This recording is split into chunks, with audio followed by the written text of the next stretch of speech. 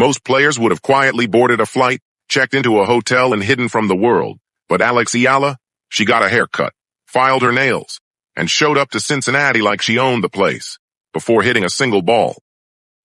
The moment she stepped inside the Lindner Family Tennis Center, the building shook. Not polite applause, not a warm welcome. We're talking the kind of eruption you only hear when a champion comes home. Except she hadn't played yet. Not one point. Not one serve. The Filipino flags that had turned Toronto's Sobeys Stadium into a sea of red, white, and blue. They followed her across the border. The chants that echoed through the Canadian night were now bouncing off Ohio walls. Cincinnati had never seen anything like it, and everyone in that building knew it. Tournament director Carl Hale had already said it out loud in Toronto. Alex is an absolute blessing to this sport. Now Cincinnati was about to find out exactly what he meant. The phenomenon that had stunned tournament directors in Washington and Toronto had officially crossed state lines, and the tennis world was watching. But let's rewind, because the story that brought her to Cincinnati is just as powerful as the arrival itself. 8 matches, 12 days, Washington, Toronto, back-to-back, city to city, with barely a breath in between. By the time she faced Belinda Bencic in the round of 16 at the Canadian Open, the tank was completely empty. The final score, 6-4, 6-0, told you everything. That 7-match winning streak snapped. The exhaustion from 5 matches in Washington and 3 more in Toronto had finally caught up with her body, and there was nothing left to give. She sat in the post-match press conference, tired eyes, honest words. Right now, there's just a little bit of tiredness and disappointment, but I'm healthy, and I'm counting my blessings. And then came the words that stopped the room cold. I'm taking every lesson from these 2 weeks and implementing them, better, in Cincinnati and New York. That wasn't damage control. That wasn't a press conference line. That was a declaration from a competitor who already had her eyes locked on the next chapter. After Toronto, she did something radical for a player in the middle of a breakthrough season. She did absolutely nothing. 2 full days. No court, no racket, no match footage. She laughed about it herself in the post-match presser. I need a haircut. I haven't gotten a haircut in a while. My nails are grown out. The crowd laughed with her. And in that single, completely human moment, all the pressure, the rankings, the nation on her back, the weight of a diaspora's expectations, it just lifted, even if only for a second. She explored Toronto, met up with friends, let her mind breathe and wander and rest, because the greatest competitors in the world don't just train their bodies relentlessly. They understand deeply when to stop, when to step away, when silence does more for you than another hour on the practice court ever could. 2 days later, hair trimmed, nails filed, mind reset, Eala boarded a flight to Cincinnati. When the Cincinnati draw was officially released, her name appeared in a position that would have been completely unthinkable just 12 months ago. Number 17 seed, WTA 1000. The highest seeding of her entire career at this level, surpassing even her number 25 seed in Toronto just days before. She's currently ranked 20th in the world. 18 months ago, she sat at 143rd. Let that sink in for a moment. That climb, from 143 to 20, in a year and a half, is the kind of trajectory that makes tennis analysts do a double take. Withdrawals from higher-ranked players like Karolina Muchova, Victoria Azarenka, and Jasmine Paolini pushed her up the seeding list. But make no mistake, the recognition was still enormous and completely earned. Her number 17 seed secured her a first-round bye in the expanded 96-player singles draw, giving her precious extra days to recover before the main draw got underway. The tournament runs from August 13 through 23 in Mason, Ohio, and it serves as her final major tune-up before the U.S. Open begins in Flushing Meadows on August 30th. She was already the first Filipina ever seeded in a Grand Slam draw. That happened at Wimbledon.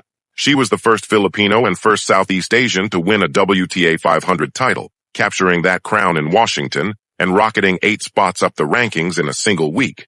And now she's standing shoulder to shoulder with Aryna Sabalenka, Elena Rybakina, Jessica Pegula, Coco Gauff, and Madison Keys, the biggest names in women's tennis, at one of the most prestigious hardcourt events on the entire calendar.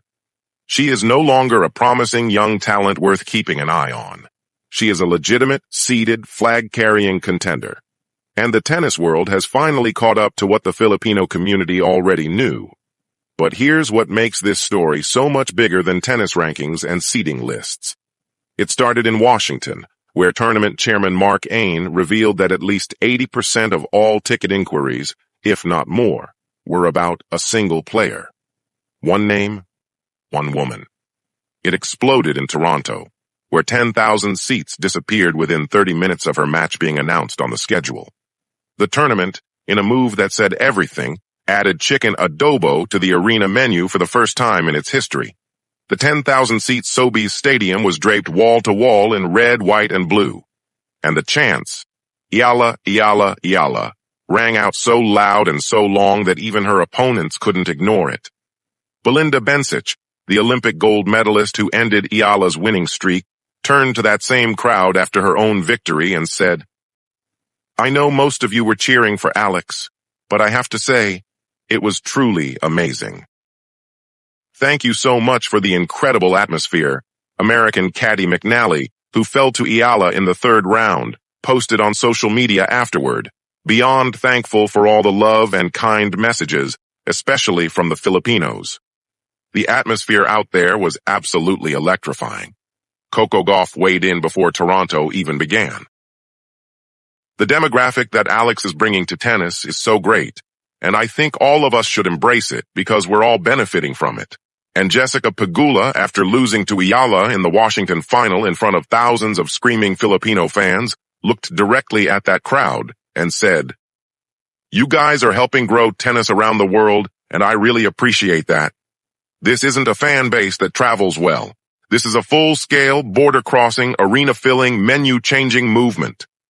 And it has now arrived in Cincinnati, Ohio, through all of it. Every chant, every flag, every standing ovation, before she's even touched the ball, Alex Eala remains completely, disarmingly grounded. I'm kind of just a drop in the ocean when it comes to Filipinos and their pride for their culture," she said quietly after her Toronto exit. "I do a lot to represent my country and I'm proud of it. But that stadium was full of people who do the exact same thing. That humility isn't performance. It isn't media training. It's genuine. And it is precisely why tens of thousands of people follow her from city to city, country to country, carrying flags and learning tennis chants in hotel rooms the night before her matches. She carries with her more than just a racket and a ranking. She carries the endorsement of legends, the love of an entire diaspora, and a quiet, unshakable belief that the best is still ahead. Analysts have started comparing the Eala phenomenon to Manny Pacquiao, the Filipino fighter so beloved that his boxing matches famously brought armed conflicts in Mindanao to a temporary halt. For a few sacred hours, the whole nation held its breath as one. Every Filipino with a working Wi-Fi connection, locked in together. That kind of cultural gravity is extraordinarily rare, and women's tennis has never experienced anything quite like what Alex Eala is generating right now. The Eala Express has crossed another state line. Ohio is next on the map. And after Ohio comes Flushing Meadows, the U.S. Open, the final Grand Slam of the year, and the stage where everything she has built across this North American hard-court swing will either be confirmed or tested in the most brutal way possible. She is ready. Her team is ready. And an entire nation, flags packed, phones charged, sleep schedules completely destroyed, is ready with her.